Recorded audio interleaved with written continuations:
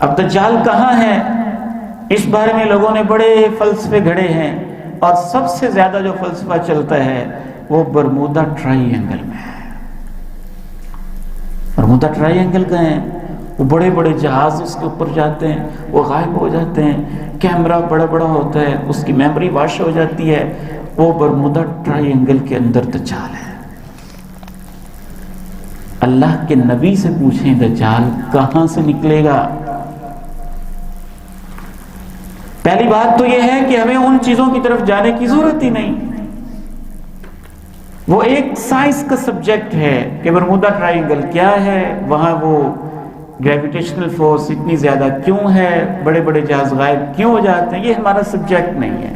جو ہمارا سبجیکٹ نہیں ہے اس میں ہم مداخلت نہیں کریں گے۔ لیکن اللہ کے پیارے نبی علیہ السلام نے دجال کے نکلنے کی جگہ امریکہ نہیں بتائی۔ پیچھے آپ نے حدیث پڑھی، آپ نے کیا بتایا؟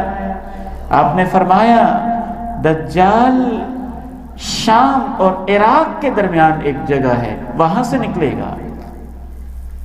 کہاں وہ ٹرائی اینگل، وہ کہاں شام اور عراق؟ آپ نے ارشاد فرمایا دجال شام اور عراق کے درمیان، صحیح مسلم کی حدیث ہے، ایک جگہ ہے وہاں سے نکلے گا۔ پھر ایک اور حدیث جامع ترمذی میں آپ نے فرمایا، جناب ابوبکر صدیق رضی اللہ تعالی عنہ بیان فرماتے ہیں کہ اللہ کے رسول نے ارشاد فرمایا الدجال یخرج من ارض بالمشرق، دجال مشرق کی ایک سرزمین سے نکلے گا، یقال لها خراسان، اس زمین کو خراسان کہا جاتا ہے۔ آپ کہتے ہیں اس کو برمودا ٹرائنگل کہا جاتا ہے، اللہ کے نبی فرماتے ہیں اس کو خراسان کہا جاتا ہے۔ یتبعہ اقوام، اس کے فالو کرنے والے ایسے لوگ ہوں گے کأن وجوہہم المجان المطرقہ، ان کے چہرے ایسے ہوں گے جیسے ڈھالیں ہوتی ہیں، کوٹی ہوئی سیدھی سپاٹ۔ جامع ترمذی کی حدیث نمبر 2237۔